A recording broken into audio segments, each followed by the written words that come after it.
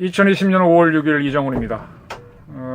오늘은 민주당의 여당의 정보위 관사인 김병기 의원에 대한 보도를 소재로 북한판 2K 전략을 고발합니다. 북한판 우리가 하고 있는 3K 삼축 전략이라고 하는 건 잘 아시죠? 그거를 빗댄 북한판 2K 전략을 북한이 하고 있는데 그걸 외면하고 있는 문재인 정부를 고발하겠습니다. 5월 6일 국회 정보위에서 정보위가 열렸는데 거기에 여당 간사인 김병기 의원이 이 정보위가 끝나고 난 다음에 이러한 발표를 했습니다. 대한민국 국가정보원은 북한의 잠수함 발사 탄도미사일 SLBM이라고 그러죠. 북한이 SLBM 도발 가능성이 있어 동향을 살피고 있다라고 했고요. 우리 국가정보원은 한경남도 신포에 있는 신포조선소에서 고래급 잠수함, 이건 북한이 지은 이름이 아니고 우리가 붙인 이름이죠. 우리는 북한의 잠수함들한테 고기 이름 붙이죠. 연어급, 상어급 뭐 이렇게. 그래서 고래급이라고 명명한 잠수함과 수중 사출 장비가 지속적으로 식별되고 있다. 즉 우리 국가정보원은 신포조선소, 북한은 신포조선소가 이제 잠수함 만들고 작전하는 기지인데 거기에 고래급 잠수함과 더불어 수중 사출 장비가 있는 것을 식별하고 있다. 국가정보원 이렇게 발표를 했고요. 지난해 북한이 공개한 신형 잠수함을 공개했습니다. 그 진수 관련 준비 동향을 국가정보원은 주시하고 있다. 이렇게 밝혔습니다. 우리 김병기 의원입니다. 김병기 의원은 국가정보원 출신이죠. 국가정보원 출신으로 현재 민주당 국회의원으로서 정보위 간사를 하고 있는 사람입니다. 상당히 국가정보원에 대해서 예리하게 비판했던 사람인데 이러한 보고가 있었다고 밝혔습니다. 조금 설명을 풀어드리겠습니다. 북한이 잠수함에서 발사하는 미사일을 SLBM이라고 하는데 북한은 잠수함 발사 미사일을 북극성이라고 이름 지었죠. 2016년 6월 8월 달에 북한이 최초로 SLBM을 발사했습니다. 네. 그리고 우리가 북한은 북극성 1형이라고 발표를 했는데 그 후에 우리가 고래급 잠수함이라고 부르는 2,000톤급 잠수함, 북한은 우리가 뭐 고래급이라고도 하고 신포에서 발견돼서 신포급이라고도 합니다. 거기에서 2016년 8월 달에 북극성 1형을 처음 발사했었습니다. 그리고 그 이듬해 2월 지상 발사대에서 북한은 북극형 2형을 콜드런치로 발사했습니다. 잠수함은 물속에 들어가죠. 물속에서 잠수함 미사일을 쏘게 되면 미사일은 엔진을 붙여 날아가는데 물속을 통과하다 보면 엔진에 불이 안 꺼지겠습니까? 따라서 처음에는 그냥 확 압축 공기로 휙 올라오기만, 수면으로 올라오기만 합니다. 공기를 확 밀어주면 올라오겠죠. 부력도 있으니까 쭉 올라온 다음에 수면을 올라오고 난 다음에 불이 확 붙는 겁니다. 처음에는 불이 없었죠. 그걸 콜드 런치, 압축 공기로 확 밀어내는 거. 그 다음에 수면에 올라온 다음에 불이 확 붙으면 핫 런치. 네, 진짜 발사가 되는 거죠. 그래서 그때 지상에서 발사를 했는데 이 수중 발사처럼 압축 공기로 슉 올라갔다가 펑 하고 붙으면서 확 올라가는. 여러분 그 사진 본 기억나실 거예요. 북한이 동영상도 공개했죠. 처음엔 슉 그냥 아무 불도 없이 올라가다가 공중에서 펑 하고 불이 붙어서 슉 날아가는 북극성 2형을 17년도 2월 달에 발사했습니다. 지상에서. 그리고 19년도 10월 2일에는 원산 북독종 지상에서 북극형 3형을 지상 시험 발사했습니다. 네. 이때 최대 비행 고도가 이 미사일이 910km까지 올라갔고요. 비행 거리는 450km를 기록했습니다. 상당히 높이 올라갔죠. 근데 이 비행 고도를 낮추면 이렇게 쐈다는 얘기죠. 근데 이걸 이렇게 쐈으면 훨씬 멀리 가죠. 비행 고도를 낮춰서 가장 멀리 가게 했으면 1300km를 갔을 거다라는 판단이 나왔습니다. 네, 상당히 이 정도면은 단거리 ICBM으로 단거리 미사일이 아니고 중거리 미사일이 됩니다. 근데 북한이 그 2,000톤급 신포급, 즉 우리가 고래급이라고 하는 그 잠수함은 미사일을 쏠 수 있는 SLBM을 쏠 수 있는 발사대가 하나입니다. 수직 발사대가 하나인데 지금 북한이 개발하고 있는 신형 잠수함은 3개의 SLBM을 넣을 수 있는 걸로 보입니다. 그 2019년 7월에 북한은 이 3,000톤급 잠수함을 공개했습니다. 그때 보니까 SLBM을 넣는 발사대가 3개인 걸로 판단이 됐습니다. 그래서 그 잠수함에 넣기 위해서 북극형 3형을 개발하는 걸로 보여요. 뭐 걔네들은 발표를 안 하니까 우리가 여러 가지 정보 활동으로 판단을 하는 거죠. 그렇다면 과거의 신포급 2,000톤급 잠수함과 거기에서 쐈던 북극성 1형, 그 다음에 지상에서 쐈던 북극성 2형은 삼천도급 잠수함을 개발하고 거기에 탑재할 북극성 3형을 개발하기 위한 시제였다, 이런 판단을 하는 거죠. 단번에 3,000톤을 못하니까 2,000톤을 만들고 2,000톤에서 한번 미사일을 쏴보고 그 기술을 갖고 3,000톤에 맞는 북극성 3형을 개발하는 거죠. 3,000톤 미사일, 3,000톤 잠수함과 같이. 그렇게 판단이 됩니다. 그리고 2020년 올해 4월 5일 산팔로스가 심포 주선소에서 찍은 위성 사진을 공개했는데, 그때 산팔로스의 판단은 모형 미사일 사출 시험 흔적이 발견되었다. 네, 지상에서 뭔가 미사일 발사한 흔적이 발견되었다. 이건 뭔가 하면 지상 사출 시험을 했다는 뜻입니다. SLBM 개발은 맨 처음에 지상에서 개발해서 콜드론치로 퐁 하고 올라간 다음에 불이 붙여 확 날아가는 콜드론치를 시험해보고, 그 다음에 물속에 들어가서 바지선 같은 거를 물에 가라앉혀서 물속에서 한번 퐁 쏴서 퐁 하고 올린 다음에 펑 붙여서 나가는 걸 해보고, 그 다음에 잠수함에서 직접 먼 바다에 나가서 물속에서 사출을 한 다음에 펑 하고 불이 붙여 나가는 시험 3단계로 하는데, 북한은 북극성 3형 개발을 2단계까지 왔다라는 그런 판단을 할 수 있는 자료가 나온 것이죠. 그렇습니다. 그래서 북한이 앞으로 북극성 3형 SLBM 3발을 실험 3,000톤급 신형 잠수함을 다량으로 개발해서 진수해서 실전 배치하면 어떤 현상이 벌어지는가 하면은, 이 잠수함은 우리 잠수함도 우리 장보고급이나 또는 손원일급도 태평양을 횡단할 수 있죠. 우리도 뭐 하와이까지 전혀 부상하지 않고 잠수 작전으로 갔다가 잠수로 돌아오니까, 자망으로 돌아오니까. 그래서 북한은 이 잠수함을 자망을 통해서 태평양을 가로질러서 미국 서해안까지 간 다음에 거기서 SLBM을 쏴서 미국 본토를 때리고 돌아올 수 있다. 치고 빠지는 작전을 할 수 있다. 그리고 이 잠수함을 우리의 동해, 우리의 서해, 또 남해까지, 뭐 동해 심포 주선소에서 나왔으면 쭉 삥 돌아서 서해까지 가서 인천 앞바다에서 서울을 때릴 수도 있고, 남해에서 부산을 때릴 수도 있고, 또 울산을 때릴 수도 있고, 마음대로 할 수 있죠. 그리고 일본은 섬나라니까 동서남북으로 다 둘러싼 상태에서 공격할 수가 있습니다. 이렇게 되면 어떻게 됩니까?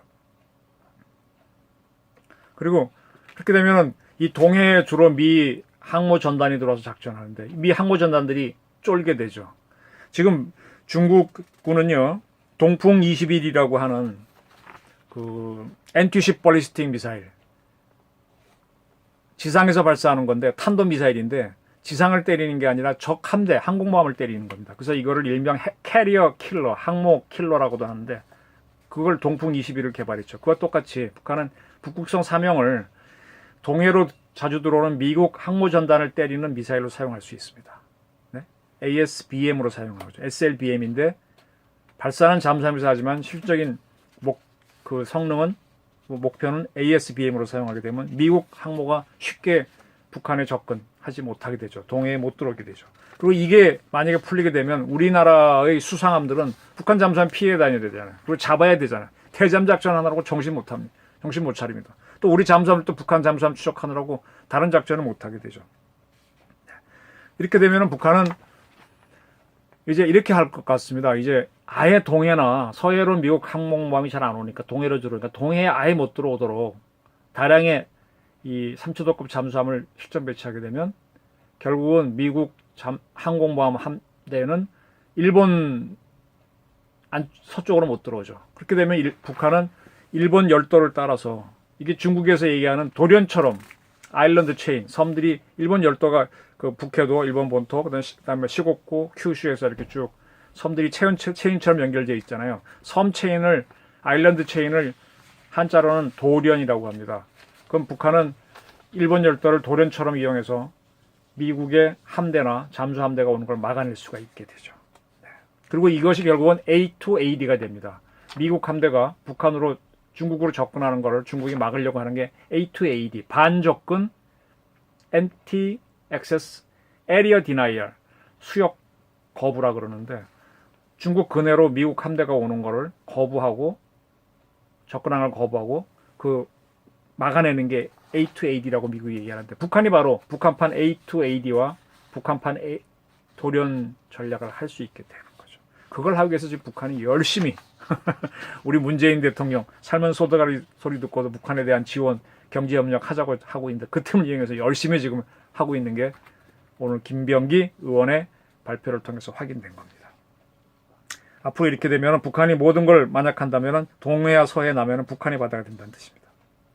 따라서 이러한 사태를 피하려면요, 그렇게 되고 난다면 북한 잠수함이 마구 풀리면 뭐 어디로 가는지 모르잖아요. 예?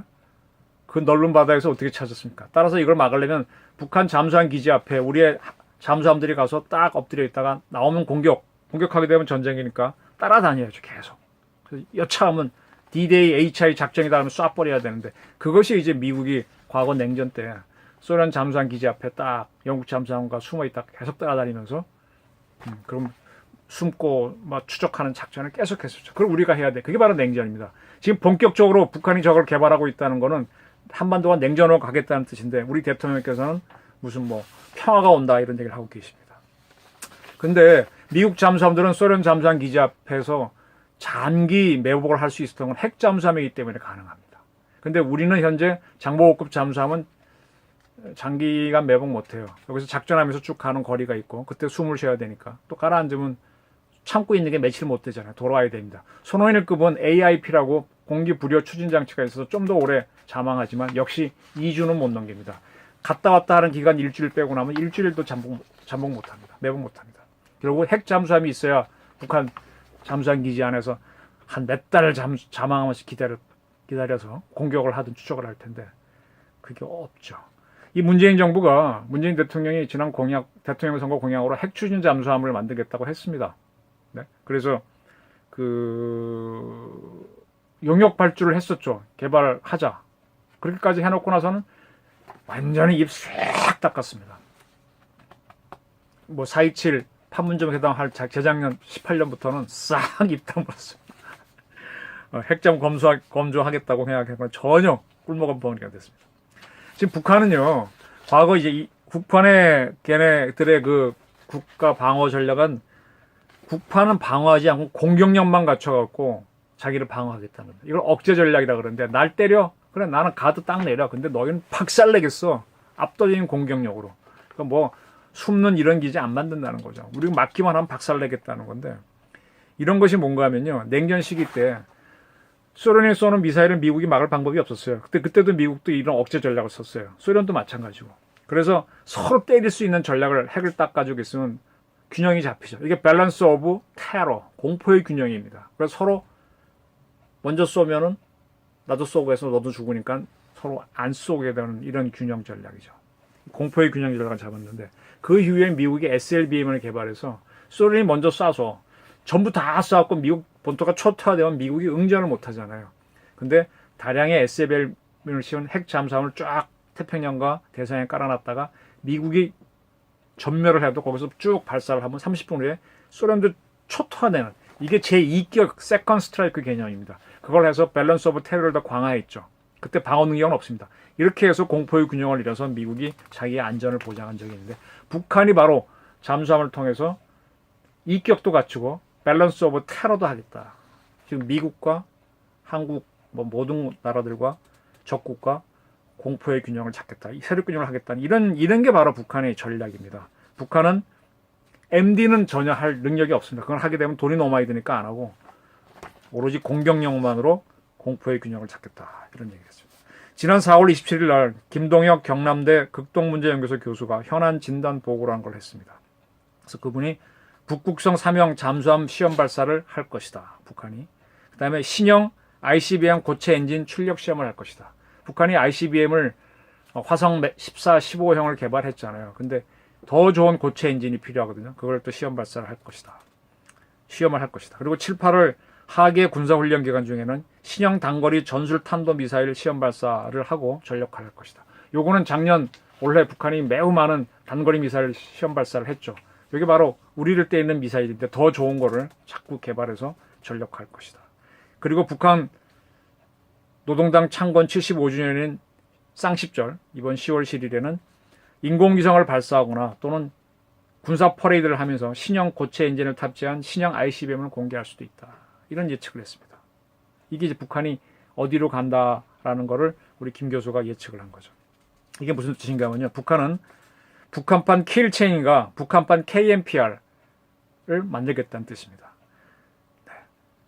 북한은 수상함이 굉장히 약하죠. 또 전투기와 폭격기 기능이 우리에 비하면 약합니다. 따라서 그 무기를 수상함을 통해서 미사일을 쏘는 작전은 수상함이 우리 공격을 우리한테 밀리니까 안 하고 전투기나 폭격기 띄워봐야 우리한테 걸리니까 안 되니까 잠수함, 걸리지 않는 잠수함과 그 다음에 빨리 날아가는 탄도미사일로 우리를 초토화시키는 겁니다. 바로 그리고 우리가 과거 삼축체제 할 때 3K 할 때 KAMD는 안 하겠다는 겁니다. 그래서 북한은 공격으로 방어를 하는 억제 전략을 구성하는데 그 핵심 무기가 신형 SLBM, 북구성 3형이죠. 그리고 그걸 탑재하는 3000톤급 잠수함이고 그 다음에 미국을 본토를 때릴 수 있는 신형 ICBM을 개발하고 화성 14, 15형 업그레이드겠죠. 그 다음에 신형 단거리 전술 탄도미사일, 이건 한국과 일본, 괌, 오키나와를 때리는 이런 무기로 해서 완벽한 공격력을 갖추는데 갖춘다는 겁니다. 이것이 바로 우리가 갖추려고 했던 3K, 3축 전력과 매우 비슷한데 그 중에 KAMD가 빠진 2축 전략이다라는 게 제 판단입니다. 자, 이 과거 중앙일보 기사인데요. 2019년부터 우리는 3K라는 용어를 안 씁니다. 3축 체제라는 말을 안 써요. 문재인 정부가 못 쓰게 했어요. 그거는 18년에 9.19 군사 합의를 했기 때문인 것 같아요. 그래서 우리가 3K, 킬체인, KMPR, KAMD를 하고 있는지 없는지 궁금해요. 3K를 갖춘다고 하더라도 우리의 KAMD는 미국이 말하는 MD가 아니기 때문에 미사일을 막는 한계가 있거든요. 그래서 이건 상당히 한계가 있어서 북한이 선제 공격하면 우리는 얻어 터지는데 이걸 하고 있는지 안 하는지 잘 모르겠습니다. 현재 상황은 그렇습니다. 또 하나 웃기는 거는요. 이거 연합뉴스의 보도죠. 공군이 지난해 13대인가요? F-35A를 도입했죠. 그럼 우리가 이 비행기를 도입하면은 미국제 비행기도 우리 이름을 붙이잖아요. F-15K에는 슬램 이글. 원래는 그게 이글인데 우리 슬램 이글이라고 붙였어. F-35A는 미국이 붙인 이름은 라이트닝 2죠. 근데 우리는 프리덤 나이트라고 이제 닉네임을 붙였습니다. 그걸 언제 붙였는가 하면 지금 보니까 작년 12월 달에 통상명칭 제정 심의회의를 열어서 확정을 했대요. 근데 발표를 안 하고 있다가 어제 슬쩍 오늘 발표했답니다. 이게 뭐죠? 왜 이러죠? 왜 이렇게 자꾸 북한을 눈치 보는 행동 같은 걸 많이 하죠? 3K라는 용어도 안 쓰고 삼축체제도 안 쓰고. 이게 만약에 우리의 전략을 감추고 북한을 속이기 위한 거라면 저는 적극적으로 찬성입니다. 이렇게 해주십시오. 근데 그게 아니라면 이게 뭐지? 할 수밖에 없습니다. 또 연합뉴스에서 이런 보도가 있었어요. 5월 3일 날 우리 백골사단의 GP가 피격을 당했는데 지금 와서 보니까 처음에는 바로 대응했다 뭐 그랬는데 소초장, 즉 GP 소대죠. 그 보고가 사단장까지 가고 나서 사단장의 결심으로 대응 사격을 했다는 게 밝혀졌습니다. 처음에는 우리 군에서는 현장 지휘관 판단으로 적절하게 조치가 이루어졌다고 해서 다들 소초장이 바로 대응 사격을 했구나, 즉각했구나 이렇게 했는데 지금 와서 보니까 사단장까지 보고한 다음에 대응 사격했대요. 그러면 항상 선조치 후 보고하라고 했는데 이 정신하고 어긋나잖아요. 이 지적을 하니까 군 관계자가 뭐라고 해명하는가 하면 현장 지휘관은 지휘관 지휘책을 갖고 있는 대위에서부터 사단장인 소장까지 다 해당된다 얘기합니다. 제가 정확하게 말씀드릴게요. 소초장, 소위 중위는요, 소대장은 지휘좌입니다. 분대장하고 같은 사람. 이 사람 지휘권이 없습니다. 군에서 지휘관은 중대장부터입니다. 예, 맞아요. 예. 이 현장에서 현장 지휘관이다 그러면 중대장이 지시하면 돼요. 중대장, 대대장, 연대장, 사단장 이게 지휘관이 될 수 있죠. 근데 현장 지휘관 그러면 되게 중대장이죠. 아니면 대대장. 에이, 사단장은 좀 그렇죠. 그래서 이렇게 해명을 한 건데, 근데 만약에 피해자가 없어서 다행이긴 하지만 우리 기지가 피격됐는데, 어쨌든 이 사단장까지 보고해서 사단장이 현장 지휘관이란 걸 억지로 내세워서 했다는 건 선조치 후 보고를 안 했다는 뜻입니다.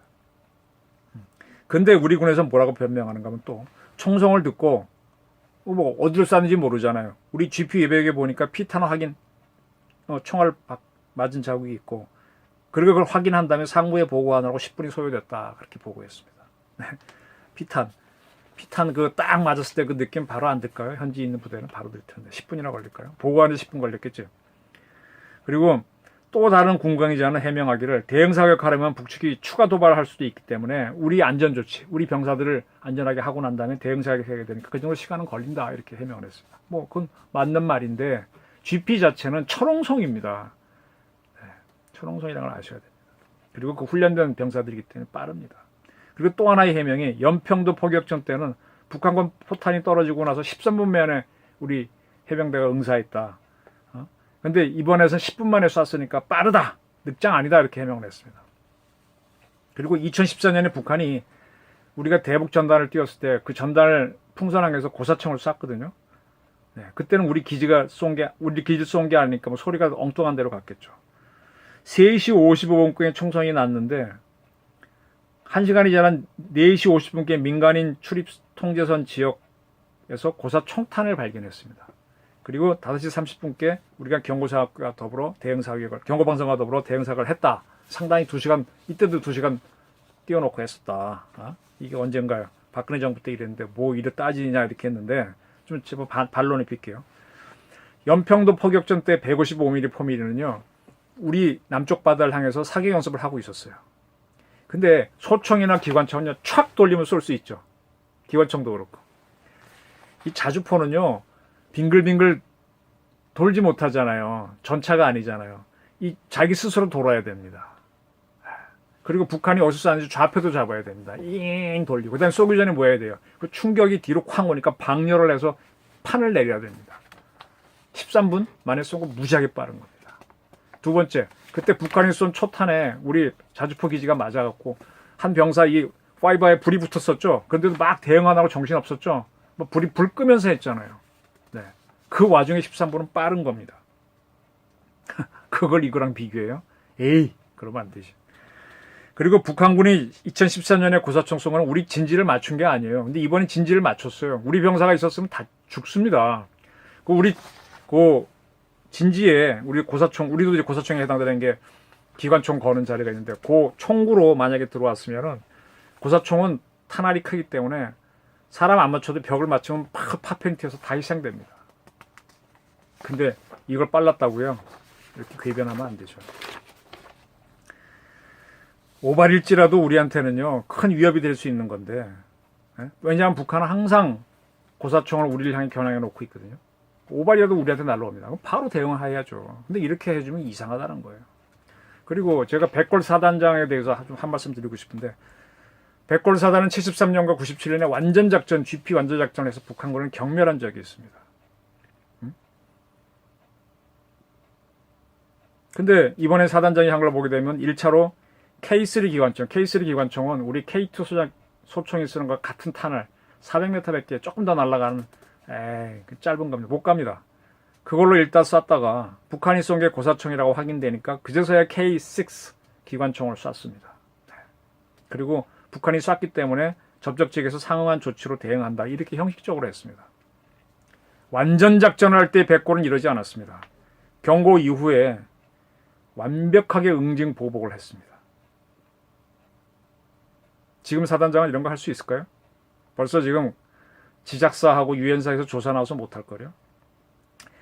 우리 백골사단의 구호가 뭡니까? 필사즉생 골육 지정 백골입니다. 이 명예가 더럽혀지지 않기를 바랍니다.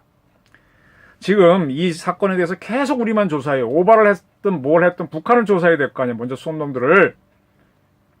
지작사, 육군 지작사가 와서 조사하고 유엔사도 와서 조사를 하는데 북한은 4발 쐈는데 왜 30여 쐈느냐 뭐 이거를 따지겠다는 식으로 우리 정부에서 정보를 흘려주고 있어요. 참 자꾸 우리 3사단장 위축시키는 발언들만 하고 있네요. 북한을 위해 해명하고 있는 우리 국방부와 합참은 아닌지. 총성이 들릴 때 안개가 껴 있었다. 그러니까 오발이다. 겨냥을 안 한 거다. 이미 조준돼 있었다니까. 자꾸 이런 말 하지 마세요. 그리고 GP 인근에서 북한 사람들이 일상적인 농사를 했다. 그게 속이 있는 걸 수도 있지. 그리고 출처와 내용을 밝힐 수 없는 시긴트, 기술정보, 통신감청했다는 건데 북한군이 오발한 걸로 그걸 토대로 판단했다는 건데 북한이 위장 통신할 수도 있죠. 다 짜고 치는 것. 그래서 이렇게 북한을 위해 울어주고 있는 사람들이 많습니다. 네, 만약 우리 병사들이 희생됐으면 어떻게 했을까요? 지금 북한은 SLBM, 그다음에 3000도급 잠수함, 그다음에 단거리 미사일, ICBM급 미사일 계속 개발하면서 북한판 2K를 만들고 있습니다. 정확하게 말하면 2NK라 그래야 되죠. 노스 코리아니까. 그럼 우리는 3K 지금 하고 있나요? 하고 있다고 믿고 싶습니다. 근데 계속 북한을 위해서 막아주고 있어요. 또 그리고 어떤 전략무기 미국제 사는 거는 지난번 긴급 제한 기금 주겠다고 하면서 한 1조 원 가까이 없애겠다고 했지 않습니까? 이게 이상한 거죠. 그래서 저는 문정권이 외면하는 북한판 K2, 북한판 2K 전략을 이렇게 고발합니다. 냉정하게 보고 우리 김병기 의원이 보고를 해줬으니까 우리 당국도 한번 철저하게 북한을 보고 우리 대비 태세를 다시 한번 점검해 주기를 부탁드립니다. 감사합니다.